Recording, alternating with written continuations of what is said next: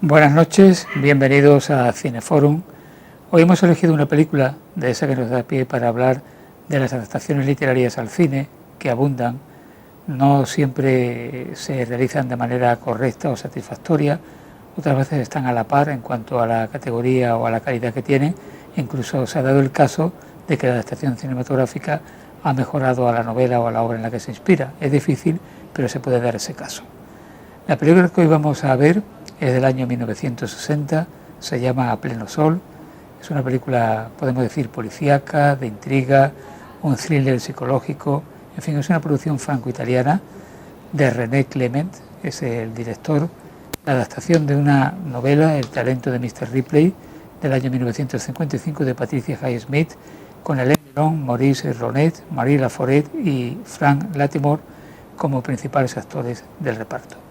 Pues para hablar de esta película cuento con el periodista, crítico taurino y poeta Agustín Hervás. Yo diría que es activista o dinamizador cultural. Agustín, ¿qué tal? Pues bien, Paco, muchas gracias por la invitación. Dentro de lo que cabe, sin entrar en muchos detalles, bien, pasable. Y me alegra que me haya convocado usted para esta película que también tiene nuestra edad, ¿no? Pues sí, esta película tiene, bueno, es un poquito más joven que nosotros. Una chispita. En mi caso un mes, en tu caso 7 meses, ¿no? Sí, 7 meses. 7 meses, pues así. Bueno, total, que nosotros somos del 59 y la película del 60. Efectivamente. Y además protagonizada por alguien que se transformaba, porque ya lo era en ese momento, un auténtico mito erótico del cine. Porque siempre que hablamos de mito erótico hablamos de mujeres, pero también ha habido hombres, y Alain Delon por encima de todos.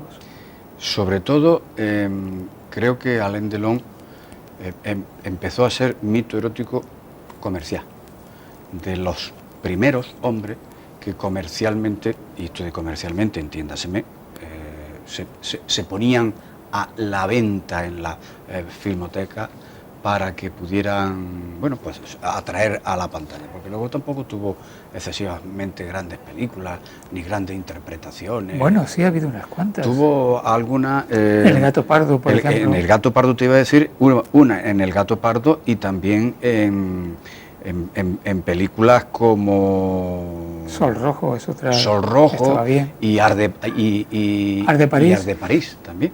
Sí, y La piscina.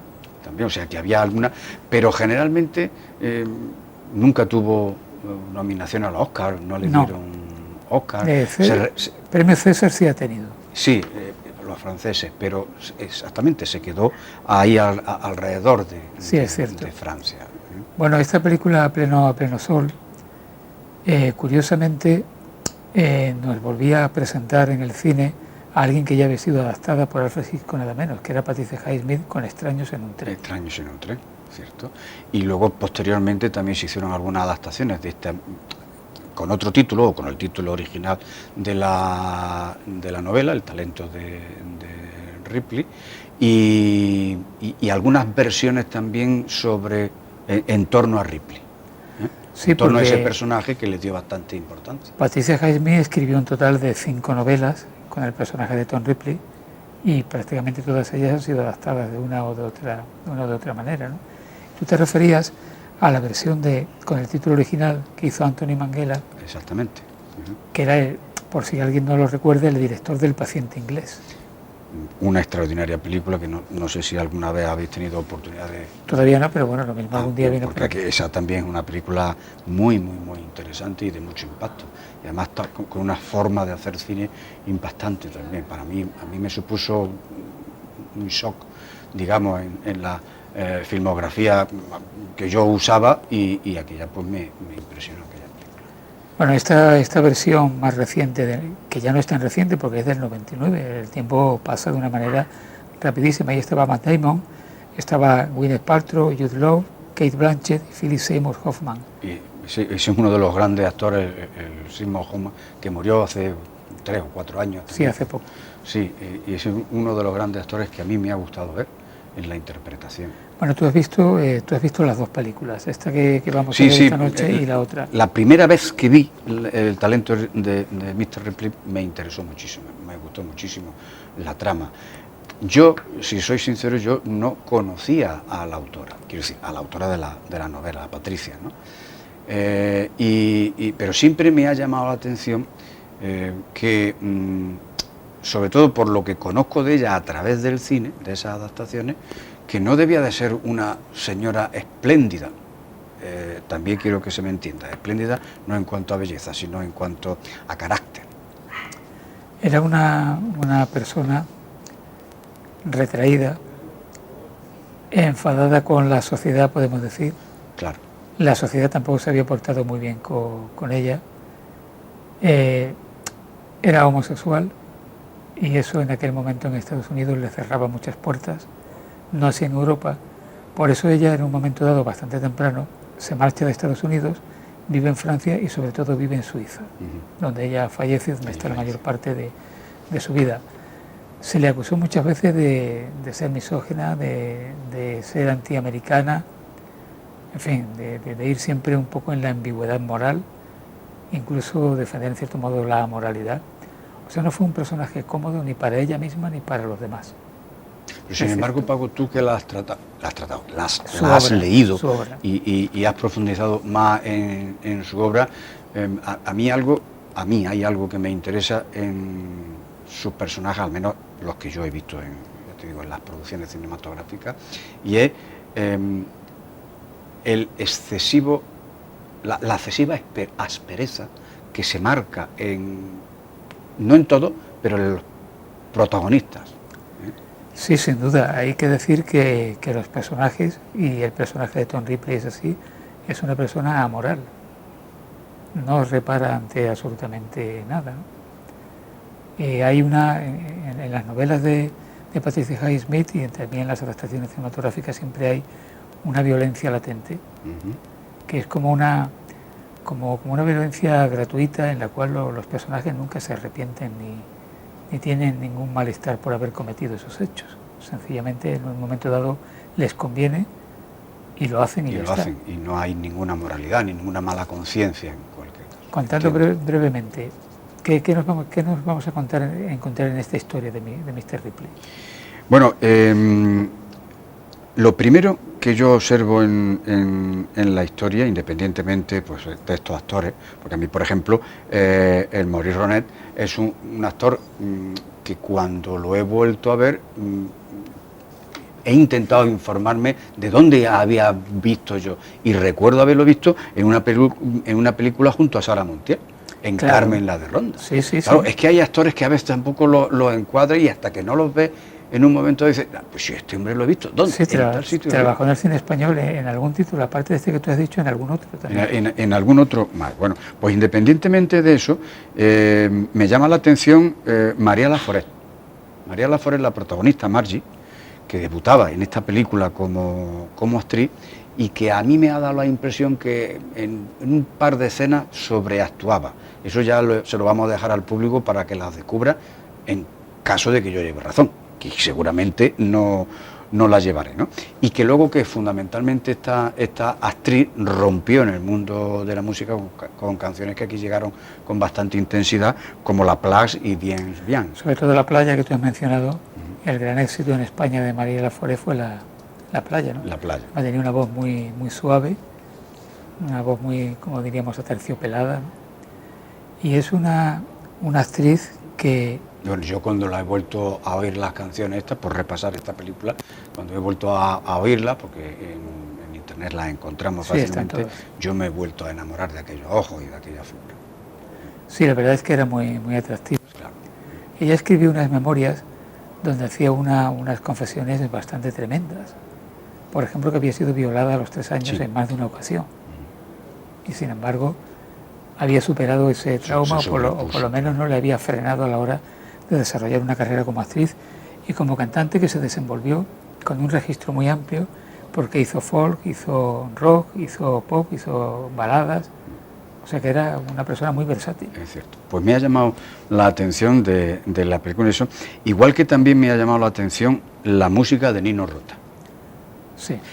Cuando tú hablabas antes sobre la moralidad de los personajes, hacen lo que tienen que hacer, porque lo tienen que hacer, y luego no hay conciencia que aquello lo soslaye.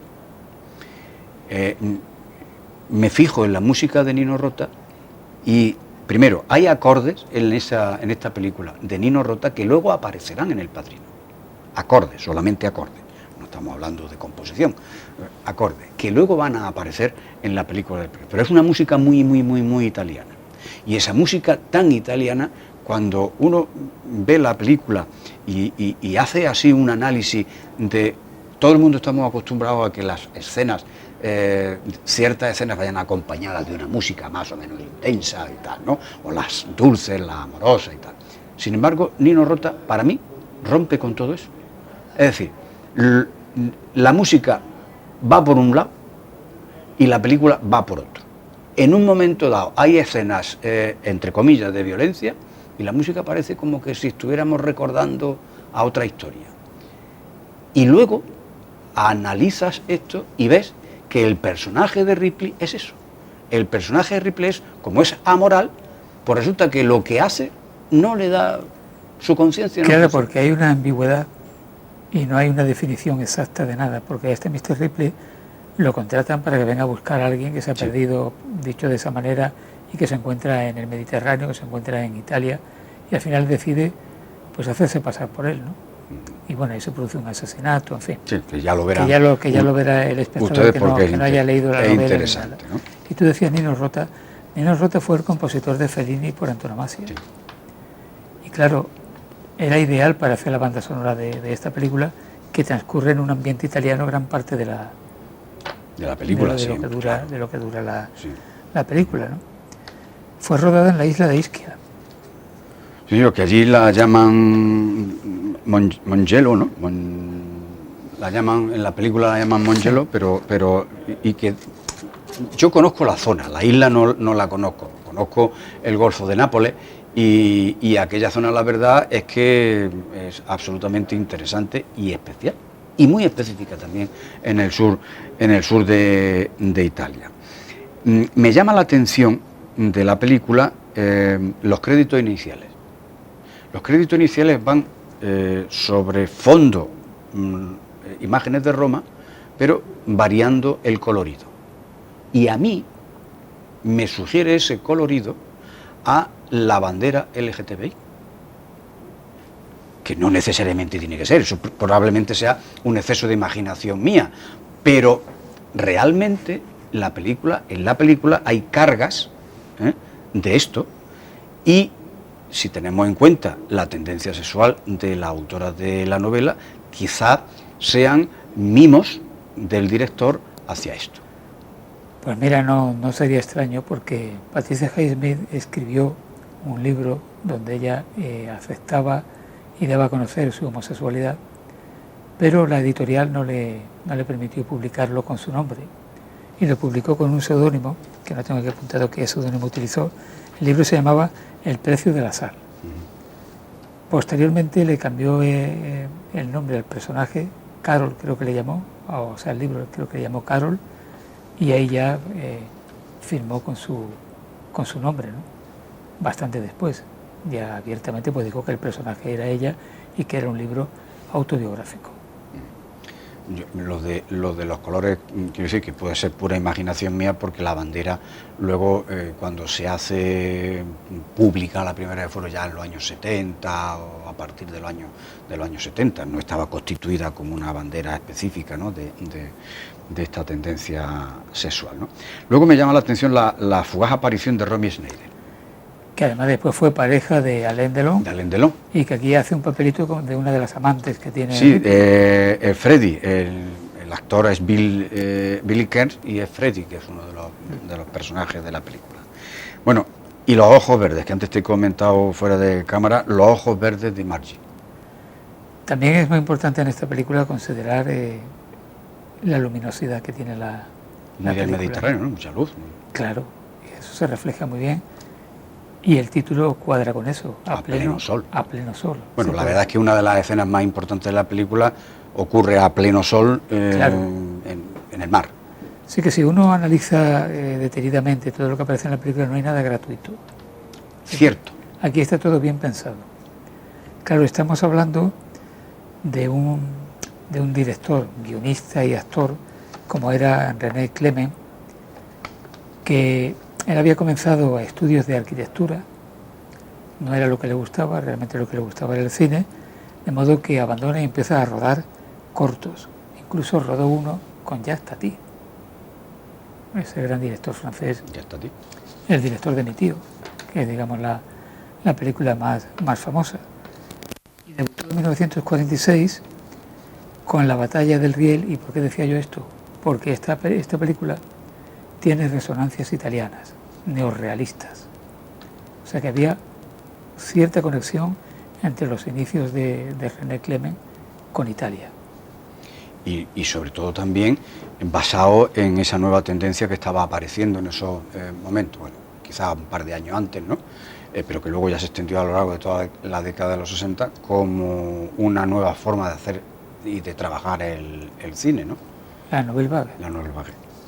Claro, no es René Clement uno de los autores más clásicos o más centrados, pero también tiene su importancia dentro. Sí, yo había apuntado aquí a François Truffaut, por supuesto, ese con es el padre. 400 golpes, que fue la película Chabrol, esa, Jean-Luc Godard, Chabrol, Alain René, y que con Hiroshima Mon Amour, ¿no? Que son uno de los autores, o de los... Vamos, yo he elegido esos tres porque las películas sí que las he visto y me sonaban, ¿no? Y sobre todo porque se tiene ese origen en el cine de autor que ya algunos críticos anteriores habían propiciado, ¿no? Y habían predispuesto a que ciertos directores pues tomaran esa forma de hacer cine, que ahora se le llama cine de autor, y que no es ni más ni menos que tomar una independencia de aquellas grandes multinacionales que llegaban a Europa exportándonos todo el cine americano, ¿no? Claro, pero me llamó mucho la atención haber leído que uno de los referentes importantes era Orson Welles para estos movimientos. Bueno, para todos ellos. Para la gente de la Nouvelle Vague, no solamente Orson Welles, sino también Alfred Hitchcock. También. Ellos reivindican a Alfred Hitchcock, alguien a quien la Academia no le dio jamás un Oscar. Cierto. Increíble, pero bueno, esas cosas pasan. No, también era muy huraño, ¿no? Y no se dejaba... Bueno, pero ha habido otra gente muy huraña también. Que lo han obtenido. Gente que ha rechazado los Oscars y se lo han dado malombrando sin ir más lejos, ¿no? Bueno, iba a decir que el espaldarazo definitivo de René Clement lo tuvo cuando dirigió o codirigió con Jean Cocteau La Bella y la Bestia. Ajá. Ese fue, digamos, el punto de lanzamiento. Pues Jean Cocteau no se juntaba con cualquiera, por así decirlo, ¿no? Y después en 1952 tuvo el León de Oro y el Oscar con la película Juegos Prohibidos. Sí. Y fue el director también de Art de París. Exactamente, de Art de París. A mí esa película sí recuerdo haberla visto, la de Juegos Perdidos también, pero son películas, verás, cuando acostumbrados a ver tanto cine americano como llegó a este país, cuando vemos esa frescura del cine francés o incluso las interrogantes que nos plantea el cine italiano, nos damos cuenta de el abanico, el amplio abanico que existe en la cinematografía y por lo cual se llama esto el séptimo arte. Uno lo entiende y lo comprende mejor. Tú sabes que me di cuenta cuando uno observa bien esta película también, es que la existencia de Europa no es la Europa que ahora conocemos. Es decir, Francia iba por su lado, Italia iba por su lado, y todos los países, era Europa, pero todos los países íbamos. Es decir, eso que ahora conocemos, a mí me ha llamado la atención. Vamos, yo lógicamente lo echas de menos, pero como somos de la época y hemos vivido esa transición y esa época hacia la Europa unida, pues claro, extraña a uno, ¿no? Esa forma de presentar a Italia y los rincones italianos, ¿no? ¿Sabes qué me llama también la atención en esta película?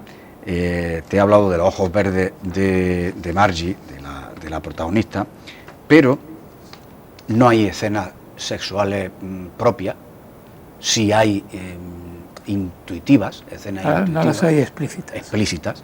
Sí las hay intuitivas, y una de ellas es, y luego se van a fijar nuestros espectadores, no quiero desvelar nada, pero se van a fijar en el pantalón corto que utiliza Alain Delon, que utiliza Philippe, cuando está con la novia, que tiene que salir por alguna circunstancia y la bragueta aparece desabrochada y el pantalón muy subido, que también era una cosa propia de la época, que se subieran mucho los pantalones por alguna circunstancia. Y esa imagen me llamó la atención porque, sin ser explícito, sabíamos de dónde venía.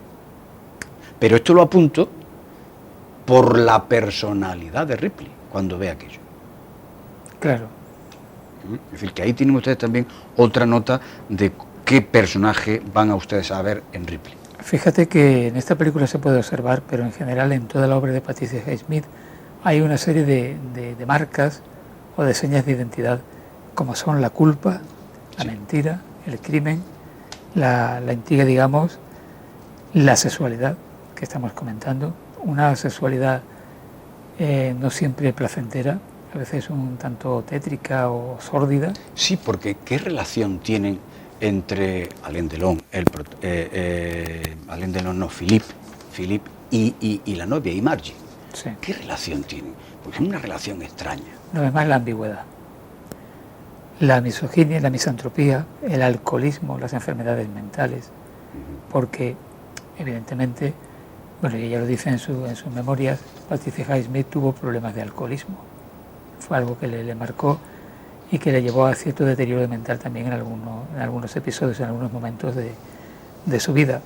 Y por supuesto fue acusada, como yo decía al principio, de antiamericanismo. Así que no tuvo más remedio que irse de Norteamérica, claro, para que la dejasen vivir. Y tú lo has dicho anteriormente, esa Europa de aquel momento que era una Europa, no entonces, ahora también mucho más abierta que los Estados Unidos de América, donde eso que se llama la América profunda ha marcado muchas veces y no ha dejado vivir a personas que han querido ir por libre o simplemente viviendo tal como era. La verdad es que haciendo ese paréntesis europeo, tenemos que sentirnos muy orgullosos de cómo es la idea de Europa y cómo se está construyendo esta Europa. Quizás seamos más papistas que el Papa, no lo sé, pero realmente las libertades se viven en Europa de absolutamente distinta manera que en otros países que también se intitulan libres o demócratas, ¿no? La verdad. Pues más cosas, te puedo decir de lo que me ha llamado la pregunta que ustedes se van a hacer es ¿quién es Ripley? Realmente quién es este personaje, según las notas que ya Paco es envidioso, es mentiroso, es homosexual. Lo que sí he descubierto es que era diabético. Es un personaje, bueno, es una persona, Ripley, diabética.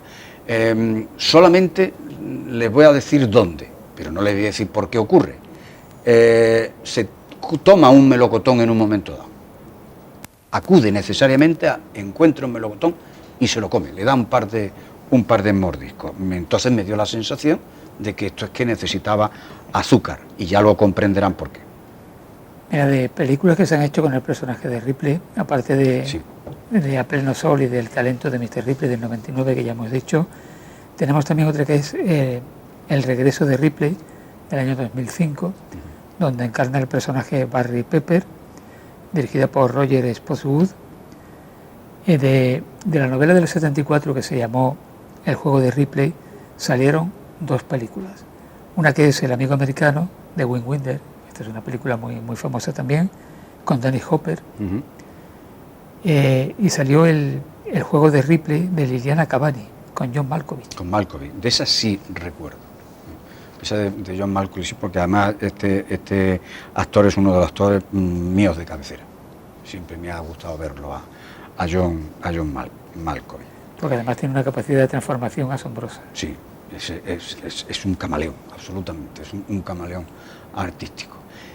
Y una máquina de escribir, que entra dentro del juego de Ripley, dentro de la película, y una máquina de escribir.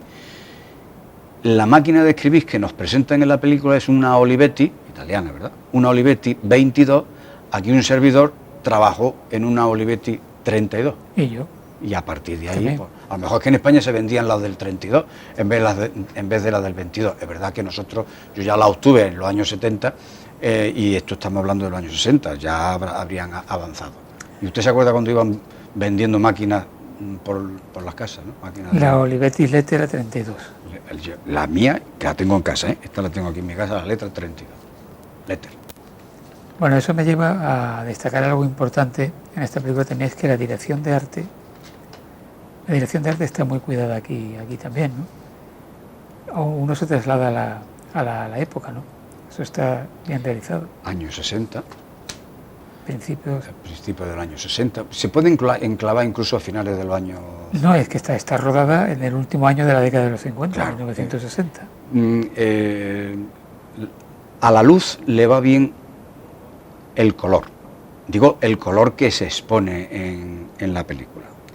Y en la película lo que se fundamenta es ese Mediterráneo, ese azul del Mediterráneo, y ese pueblo, porque hay una escena en la que Philip se pasea, no recuerdo si ahora es Philip o es Ripley, se pasea por el mercado, pero el mercado donde se ven los peces, vamos, toda la variedad de pescado que hay en el Golfo napolitano, con imágenes y muy sorprendente del estado de ese pescado, que además se nos van a asemejar al carácter de algunos de los personajes.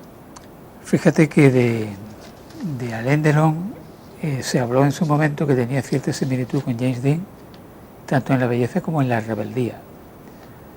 En la rebeldía puede que sí, porque siempre... En la rebeldía sí me lo puedo creer, sí. Porque Alain Delon realmente muchas veces ha demostrado como un inconformista reivindicando causas.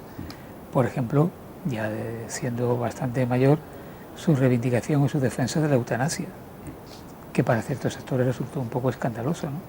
Él lo veía como algo natural. Sigue siendo escandaloso para ciertos sectores. Sí, probablemente para los mismos sectores. Pero que te quiero decir que es un tema nunca pacífico, siempre polémico, y que él abiertamente él se atreve.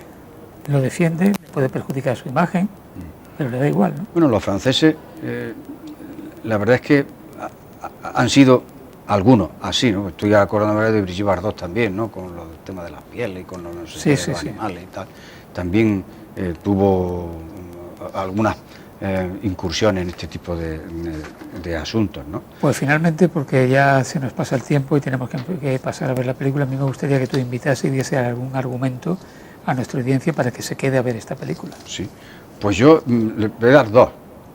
Un pollo desplumado y muerto, luego lo localizarán, espero, y una escena bajando una escalera en la que Ripley va cargado, unos pasos que se oyen y que lo ponen alerta y aumenta la intriga, y aquí la música no acompaña, la de Nino Rota, por eso digo que estén también observando eso, y un brazo inerte. Yo creo que es una de las escenas muy, si no la más conseguida, una de las más importantes de la película.